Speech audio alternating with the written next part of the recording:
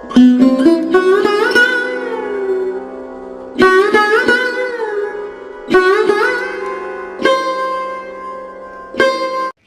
कृष्णा, राधे राधे दोस्तों, आप सभी का स्वागत है मेरे YouTube चैनल अनकाव्य स्टोरी में। आज आप श्रवण कीजिए बैसाख अमावस्या की कथा।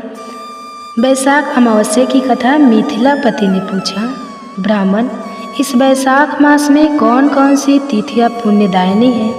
तब सूत देव जी बोले, सूर्य के मेष राशि पर स्थित होने पर बैसाख मास में तीर्थों तिथियाँ पुण्यदायिनी मानी गई है। एकादशी में किया हुआ पुण्य कोटि गुना होता है। उसमें स्नान, दान, तपस्या, होम, देव पूजा, पुण्य कर्म एवं कथा का श्रवण किया जाए तो वह तत्काल मुक्ति देने वाला है।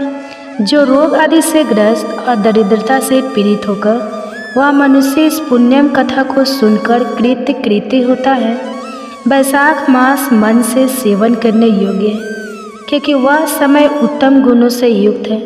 दरिद्र, धनाढ्य, पंगु, अंधा, नपुंसक, विधवा, साधारण स्त्री, पुरुष, बालक, युवा, वृद्ध तथा रोग से पीड़ित मनुष्य क्यों ना हो, बैसाख मास का धर्म सभी के लिए अत्यंत सुख देने वाला है। परम पुण्यम बैसाख मास में जब सूर्य मेष राशि में स्थित हो तब पाप नाशनी अमावस्या कोटि ज्ञा के समान फल देने वाली होती है। राजन, जब पृथ्वी पर राजर्षि स्वर्णी का शासन था उस समय 23वें कलयुग के अंत में सभी धर्मों का लोप हो चुका था। उसी समय अनर्थ देश में धर्मवर नाम से विख्यात एक ब्राह्मण थे। मुनिवर धर्मवर ने उस कलयुग में ही किसी समय महात्मा मुनियों के सत्र याग में सम्मिलित होने के लिए पुष्कर क्षेत्र की यात्रा की। वहाँ कुछ व्रतधारी महर्षियों ने कलयुग की प्रशंसा करते हुए इस प्रकार कहा था, सतयुग में भगवान विष्णु को संतुष्ट करने वाला जो पुण्य एक वर्ष में साधे है वही त्रेता में एक मास में और द्वापर में 15 दिनों में साधे होता है। परंतु कलयुग में भगवान विष्णु का स्मरण कर लेने से ही उससे 10 गुना पुण्य होता है। कलयुग में बहुत थोड़ा पुण्य भी कोटि गुना होता है। जो एक बार भी भगवान का नाम लेकर दया दान करता है और दुर्भिक्ष में अन्न देता है वह निश्चय ही उद्धव लोक में गमन करता है। यह सुनकर देवर्षि नारद हंसते हुए उन्नमत के समान नृत्य करने लगे। सभासदों ने पूछा, नारद जी यह क्या बात है? तब बुद्धिमान नारद जी ने हंसते हुए उन सबको उत्तर दिया, आप लोगों का कथन सत्य है, इसमें संदेह नहीं कि कलयुग में 16 कर्म में ही महान पुण्य का साधन किया जाता है और कलेशों का नाश करने वाले भगवान केशव स्मरण मात्र से ही प्रसन्न हो जाते हैं। फिर भी मैं आप लोगों से यह कहना चाहता हूँ कि कलयुग में यह 2 बातें दुर्घट है, शिष्येंद्रिय का निग्रह और जीवा को वश में रखना। यह दोनों कार्य जो सिद्ध कर ले वही नारायण स्वरूप है। इसलिए कलयुग में आपको यहाँ नहीं ठहरना चाहिए। नारद जी की यह बात सुनकर उत्तम व्रत का पालन करने वाले महर्षि सहसा यज्ञ को समाप्त करके सुखपूर्वक चले गए। धर्मवर ने भी वह बात सुनकर भूलोक को त्याग देने का विचार किया। उन्होंने ब्रह्मचर्य व्रत धारण करके दंड और कमंडलू हाथ में लिया और जटा वल्कल धारी होकर वे कलयुग के अनाचारी पुरुषों को देखने के लिए घर छोड़कर चले गए। उनके मन में बड़ा विस्मय हो रहा था।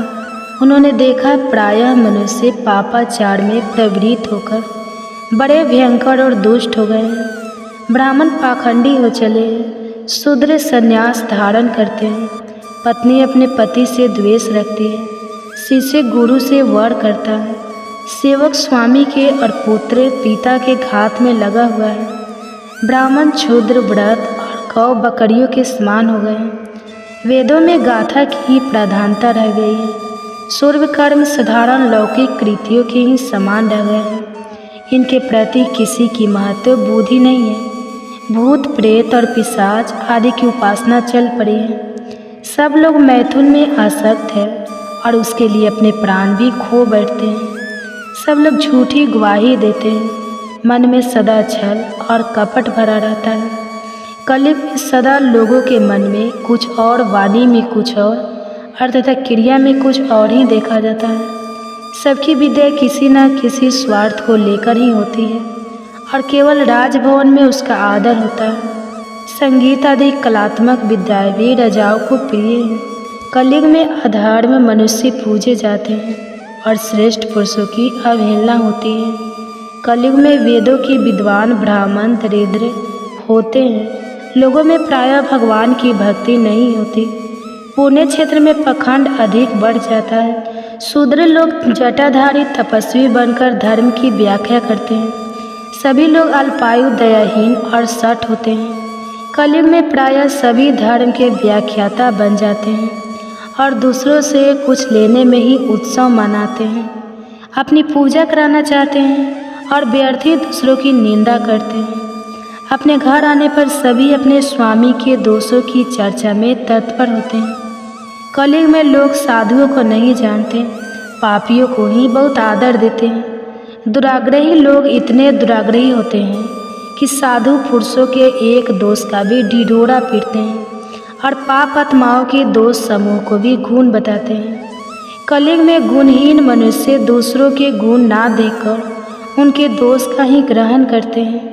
जैसे पानी में रहने वाला जोक प्राणियों के रक्त पीती है, जल नहीं पीती, उसी प्रकार जो के धर्म से संयुक्त होकर मनुष्य दूसरों का रक्त चूसते हैं, औषधियाँ शक्तिहीन होती है। रीतियों में उलट फेर हो जाता है। सब राष्ट्रों में अकाल पड़ता है। कन्या योग समय में स्थान उत्पत्ति नहीं करती। लोग नाट और नर्तकों की विद्याओं से विशेष प्रेम करते हैं। जो वेद वेदांत की विद्याओं में तत्पर और अधिक गुणवान है, उन्हें अज्ञानी मनुष्य सेवक की दृष्टि से देखते हैं और वे सबके सब भ्रष्ट होते हैं। कलयुग में लोग श्राद्ध कर्म का त्याग करते हैं, वैदिक कर्मों को छोड़ देते हैं। जीवा पर भगवान विष्णु के नाम कभी नहीं आते। लोग श्रृंगार रस में आनंद का अनुभव करते हैं और उसी के गीत गाते हैं। कलयुग के मनुष्यों में ना कभी भगवान विष्णु की सेवा देखी जाती है, ना शास्त्रीय चर्चा होती है, ना कहीं यज्ञ की दीक्षा है, ना विचार का लेस है, ना तीर्थ यात्रा है और ना दान धर्मी होते देखे जाते। यह कितनी आश्चर्य की बात है। उन सबको देखकर धर्म वर्ण को बड़ा भय लगा। पाप से कुल की हानि होते देखकर अत्यंत आश्चर्य से चकित होकर वे दूसरे द्वीप में चले गए। सब द्वीपों और लोकों में विचरते हुए बुद्धिमान धर्म वर्ण किसी समय कौतूहलवश पृथक में गए। वहाँ उन्होंने कर्म से कष्ट पाते हुए पितरों को बड़ी भयंकर दशा में देखा। वे दौड़ते रोते और गिरते पड़ते थे। उन्होंने अपने पितरों को भी नीचे अंधकूप में पड़े हुए देखा। उनको देखकर आश्चर्यचकित होकर दयालु धर्म वर्ण ने पूछा, आप लोग कौन हैं? किस दस्तूर कर्म के प्रभाव से इस अंधकूप में पड़े हैं? पितरों ने कहा, हम भी वस्त गोत्र वाले हैं। पृथ्वी पर हमारी कोई संतान नहीं रह गई है, इसलिए हम श्राद्ध और पिंड से वंचित हैं। इसलिए यहाँ हमें नरक का कष्ट भोगना पड़ता है। संतानहीन दुरात्माओं का अंधकूप में पतन होता है। हमारे वंश में एक ही माया यशस्वी पुरुष है जो धर्म वर्ण के नाम से विख्यात है, किंतु वह विरक्त होकर अकेला घूमता फिरता है। उसने गृहस्थ धर्म को नहीं स्वीकार किया। वह एक ही तंतु हमारे कुल में अभिष्ट है। उसकी भी आयु छीन हो जाने पर हम लोग घोर अंधकूप में गिरे पड़ेंगे, जहाँ से फिर निकलना कठिन होगा। इसलिए तुम पृथ्वी पर जाकर धर्म वर्ण को समझाओ। हम लोग दया के पात्र हैं। हमारे वचनों से उसको यह बताओ कि हमारी वंश रूपा दुर्वा को काल रूपी चूहा प्रतिदिन खा रहा है। सारे वंश का नाश हो गया है, एक तुम ही बचे हो। जब तुम भी मर जाओगे तब संतान परंपरा ना होने के कारण तुम्हें भी अंधकूप में गिरना पड़ेगा। इसलिए गृहस्थ धर्म को स्वीकार करके संतान की वृद्धि करो। इससे हमारी और तुम्हारी दोनों की उद्धव गति होगी। अगर एक भी पुत्र वैशाख माघ अथवा कार्तिक मास में हमारे उद्देश्य से स्नान श्राद्ध और दान करेगा तो उससे हम लोगों की उद्धव गति होगी और नरक से उद्धार हो जाएगा। यदि एक पुत्र भी भगवान विष्णु का भक्त हो जाए, एक भी एकादशी का व्रत करने लगे अथवा एक भी भगवान विष्णु की पाप नाशक कथा श्रवण करे तो उसकी 100 बीती हुई पीढ़ियों का तथा 100 आने वाली पीढ़ियों का उद्धार हो जाता है। वे पीढ़ियाँ पाप से आवृत होने पर भी नरक का दर्शन नहीं करती। दया और धर्म में रहित उन बहुत से पुत्रों के जन्म से क्या लाभ जो कुल में उत्पन्न होकर सर्वव्यापी भगवान नारायण की पूजा नहीं करते। इस प्रकार प्रिय वचनों द्वारा धर्म वर्ण को समझाकर तुम उसे वृत्त पुण्य ब्रह्मचर्य आश्रम से गृहस्थ आश्रम में प्रवेश करने की सलाह दो। पितरों की यह बात सुनकर धर्म वर्ण अत्यंत विस्मित हुआ और हाथ जोड़कर बोला, मैं ही धर्म वर्ण नाम से विख्यात आपके वंश का दुराग्रही बालक हूँ। यज्ञ में महात्मा नारद जी का यह वचन सुनकर के कलयुग में प्रायः कोई भी रसेंद्रिय और विषेंद्रिय को दृढ़तापूर्वक संयम में नहीं रखता। मैं दुर्जनों की संगति से भयभीत होकर अब तक दूसरे द्वीपे में घूमता रहा। इस कलयुग के 3 चरण बीत गए, अंतिम चरण में भी भाग व्यतीत हो चुके हैं। मेरा जन्म व्यर्थ बीता है, क्योंकि जिस कुल में मैंने जन्म लिया उसमें माता पिता के ऋण को भी मैंने नहीं चुकाया। पृथ्वी के भार भूत उस शत्रु तुल्य पुत्र के उत्पन्न होने से क्या लाभ जो पैदा होकर भगवान विष्णु और देवताओं तथा पितरों की पूजा न करें। मैं आप लोगों की आज्ञा का पालन करूंगा। बताइए, पृथ्वी पर किस प्रकार मुझे कलयुग से और संसार से भी बाधा नहीं प्राप्त होगी। धर्म वर्ण की बात सुनकर पितरों के मन को कुछ अवशासन मिला। वे बोले, बेटा तुम गृहस्थ आश्रम स्वीकार करके संतान उत्पत्ति के द्वारा हमारा उद्धार करो। जो भगवान विष्णु की कथा में अनुरूप होते निरंतर श्री हरि का स्मरण करते हैं और सदाचार के पालन में तत्पर रहते हैं, उन्हें कलयुग बाधा नहीं पहुंचाता। माना जिसके घर में शालिग्राम शीलात तथा महाभारत की पुस्तक हो, उसे भी कलयुग बाधा नहीं दे सकता। जो वैशाख मास के धर्मों का पालन करता है, माघ स्नान में तत्पर होता है और कार्तिक में दीपदान करता है, उसे भी कलयुग की बाधा नहीं प्राप्त होती। जो प्रतिदिन महात्मा भगवान विष्णु की पापनाशक एवं मोक्षदायिनी दिव्य कथा सुनाता है, जिसके घर में बलि वैश्य देव होता है, शुभकारिणी तुलसी स्थित होती है तथा जिसके आंगन में उत्तम गौ रहती है, उसे भी कलयुग बाधा नहीं देता। इसलिए इस पापात्मा युग में भी तुम्हें कोई भय नहीं है। बेटा शीघ्र पृथ्वी पर जाओ, इस समय वैशाख मास चल रहा है। यह सबका उपकार करने वाला मास है। सूर्य के मेष राशि में स्थित होने पर 300 तिथियाँ पुण्यदायिनी मानी गई है। एक एक तिथि में किया हुआ पुण्य कोटि कोटि गुना अधिक होता है। उनमें भी जो वैशाख की अमावस्या तिथि है, वह मनुष्य को मोक्ष देने वाली है। देवताओं और पितरों को वह बहुत प्रिय है, शीघ्र ही मोक्ष की प्राप्ति कराने वाली है। जो उस दिन पितरों के उद्देश्य से श्राद्ध करते हैं और जल से भरा हुआ घड़ा एवं पिंड देते हैं, उन्हें अक्षय फल की प्राप्ति होती है। इसलिए महात्मे तुम शीघ्र जाओ और जब अमावस्या हो तब कुंभ सहित श्राद्ध एवं पिंड दान करो। सबका उपकार करने के लिए गृहस्थ धर्म का आश्रय लो। धर्म अर्थ और काम से संतुष्ट हो। उत्तम संतान पाकर फिर मुनिवृत्ति से रहते हुए सुखपूर्वक द्वीप द्वीपांतरों में विचरण करो। पितरों के इस प्रकार आदेश देने पर धर्मवर्ण मुनि शीघ्रतापूर्वक धरती पर गए। वहाँ मेष राशि में सूर्य के स्थित रहते हुए वैशाख मास में प्रातःकाल स्नान करके देवताओं ऋषियों तथा पितरों का तर्पण किया। फिर कुंभदान सहित पाप विनाशक श्राद्ध करके उसके द्वारा पितरों को पुनरावृत्ति रहित मुक्ति प्रदान की। इसके बाद उन्होंने स्वयं विवाह करके उत्तम संतान को जन्म दिया और लोक में उस पापनाशनी अमावस्या तिथि को प्रसिद्ध किया। इसके बाद वे भक्तिपूर्वक भगवान की आराधना करने के लिए हर्ष के साथ कंध मादन पर्वत चले गए। इसलिए वैशाख मास की अमावस्या तिथि परम पवित्र मानी गई है। अमावस्या की तिथि पर अमावस्या माता की कथा सुनी जाती है। तो आइए अब आप सुनिए अमावस्या माता की कथा।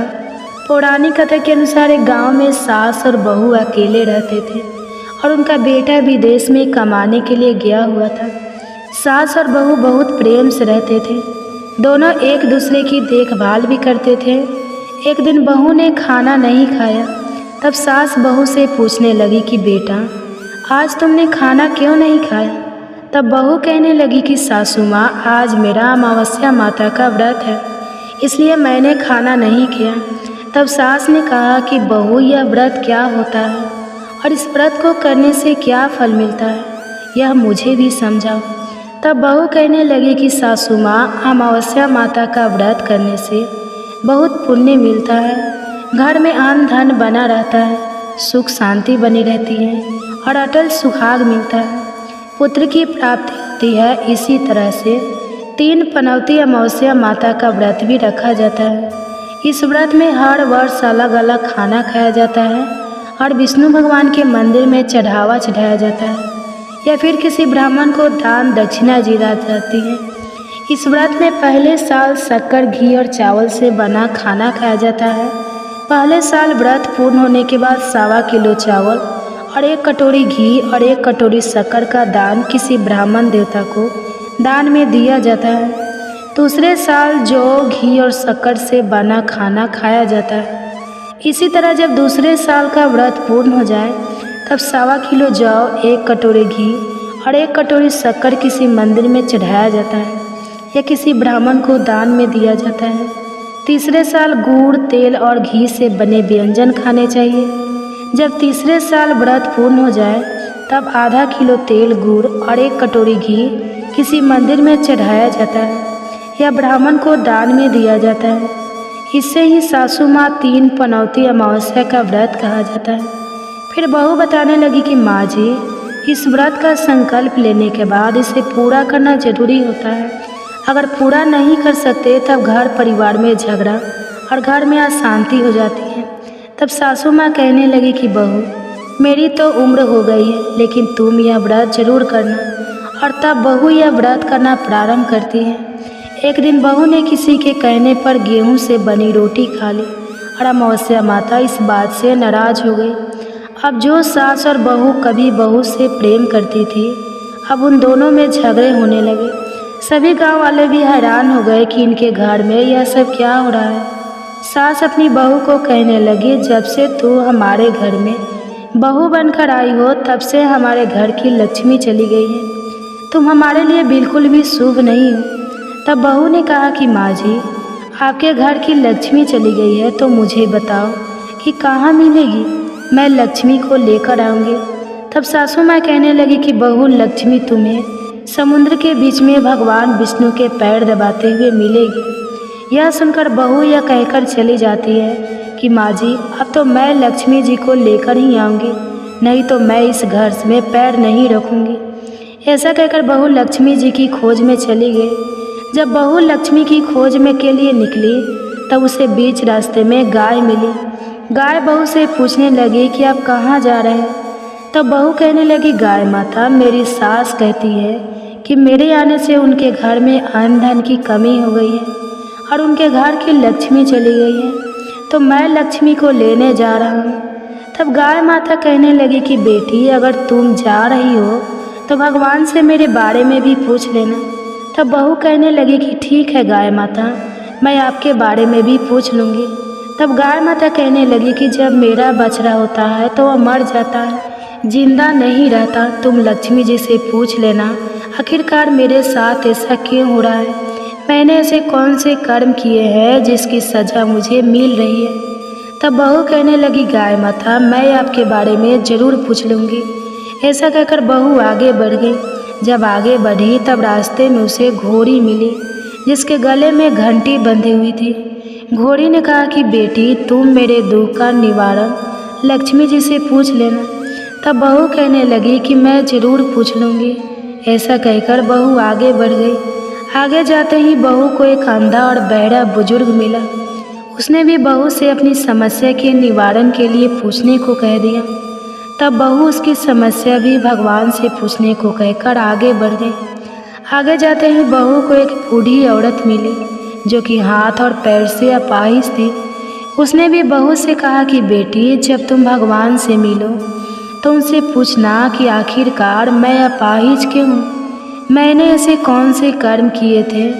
तब बहू उसकी समस्या पूछने के लिए तैयार और फिर आगे बढ़ गई। आगे जाते जाते बहू बहुत थक गई और एक आम के पेड़ के नीचे बैठ गई।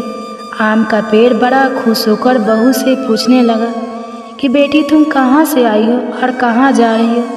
तब बहू कहने लगी कि वो लक्ष्मी जी को लेने जा रही हूँ। तब पेड़ भी अपनी समस्या भगवान से पूछने के लिए कहने लगा कि मेरे पेड़ पर लगे हुए आम खट्टे ही क्यों होते हैं, इस बारे में बहू रानी भगवान से ज़रूर पूछ लेना। तब बहू पेड़ की समस्या लेकर आगे बढ़ गई। थोड़ी दूर जाने पर बहू को एक तलाई मिली। वह भी बहू से कहने लगी कि बहू तुम भगवान से पूछना कि मेरी तलाई का पानी इतना मैला क्यों है, कोई यहाँ आकर पानी नहीं पीता। तब बहू कहने लगी कि मैं ज़रूर पूछ लूँगी। ऐसा कहकर बहू आगे बढ़ गई। बहुत दिनों से जंगल में चलते चलते बहू थक गई थी। उसे भूख भी लगी थी, लेकिन खाने को कुछ नहीं मिला, तो वह भूख और प्यास से बेचैन हो गई और जंगल में बेहोश हो गई। उसी समय भगवान श्री हरि और माता लक्ष्मी जी घूमते हुए उधर जा रहे थे। तब माता लक्ष्मी जी विष्णु भगवान से कहने लगी कि हे नाथ, यह तो आपकी बहुत बड़ी भक्त है, आप इसके दुख निवारण कीजिए। तब भगवान श्री हरि कहते हैं कि संसार में तो बहुत से जीव दुखी हैं, सभी अपने अपने कर्मों का फल भोग रहे हैं, मैं किस किस के दुख का निवारण करूं। तब माता लक्ष्मी जी भगवान श्री हरि से विनती करने लगी और कहने लगी कि वह भूखी और प्यासी है, अगर इसे जंगल में छोड़ दिया जाए तो जंगली जानवर उसे खा जाएंगे। माता लक्ष्मी जी की बात को सुनकर भगवान श्री हरि एक साधु का वेश धारण करके बहू के पास गए और उसे होश में लेकर आए। बहू के होश में आते ही साधु वेश में भगवान उससे पूछने लगे कि वह यहाँ क्यों आई है और कहाँ जा रही है। तब बहू ने सारी बात बता दी। उसकी बात को सुनकर भगवान श्री हरि और माता लक्ष्मी जी प्रकट हो गए। उनके साथ साथ प्रकट हुई अमावस्या माता भी। बहू यह सब देखकर उनके चरणों में गिरकर उन्हें प्रणाम करने लगी। तब अमावस्या माता बहू से कहने लगी कि बेटी, तूने मेरे व्रत को खंडित किया है, इसी की सज़ा तुझे मिली है, लेकिन अब मैं तुम्हें क्षमा करती हूँ। अब तुम घर को जाओ, तुम्हारा घर अन्न और धन से भर जाएगा, तुम्हारा घर सुंदर महल में बदल जाएगा और तुम्हारी सभी मनोकामनाएं भी पूर्ण हो जाएंगी। यह सब होने के बाद बहू ने रास्ते में जो भी मिला था उन सभी के दुखों का निवारण करने के लिए विनती की। तब भगवान श्री हरि कहने लगे कि गाय ने कभी अपना दूध किसी और को नहीं पिलाया, इस कारण उसके बछड़े जिंदा नहीं रहते। तुम उसका दूध पी लेना, फिर उसके बाद उसके बछड़े जिंदा रहने लगेंगे। और घोड़ी पिछले जन्म में आटा पीसने वाली महिला थी। वो किसी को आटा पीसकर नहीं देती थी, इसलिए उसके गले में चक्की के पात बंधे हुए हैं। तुम उसके पात खोल देना, वह बिल्कुल ठीक हो जाएगी। और वो बुजुर्ग कभी भगवान के मंदिर नहीं गया, ना ही कभी उसने भगवान के भजन सुने। तुम उसे ले जाकर मंदिर में दर्शन करवा देना, इससे वह ठीक हो जाएगा। अपाहिज महिला, उसने कभी अपनी जवानी में दान पुण्य नहीं किया, उसकी यह सज़ा मिली है। तुम उसे कुछ भी दान करवा देना तो उसकी विकलांगता दूर हो जाएगी। और वह आम का पेड़, उसने तो कभी अपने पेड़ के आम किसी बच्चे को खाने नहीं दिए, इसी कारण उसके सभी आम खट्टे होते गए। अब तुम उस पेड़ का आम खा लेना और उसके बाद से उस पेड़ पर मीठी आम आने लगेंगे। और तलाई का पानी पिछले जन्म में देवरानी जेठानी थी, जो हमेशा आपस में झगड़ा करती थी, इसलिए उसका पानी मैला है। तुम उसका पानी पी लेना तो वह तलाई शुद्ध हो जाएगी, फिर लोग वहाँ आकर पानी पीने लगेंगे।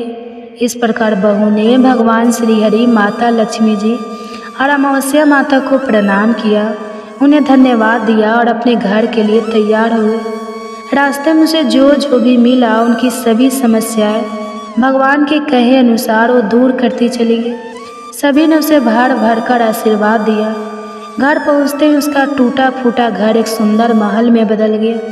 उसके घर में अब अन्न और धन के भंडार भर गए। अब बहू ने सासू माँ से कहा कि सासू माँ, आपने तो सच में कहा था कि मैं आपके लिए शुभ नहीं हूँ। मेरे जाने से ही आपके घर में लक्ष्मी आई है, आप यहाँ रहे, मैं मरने जा रही हूँ।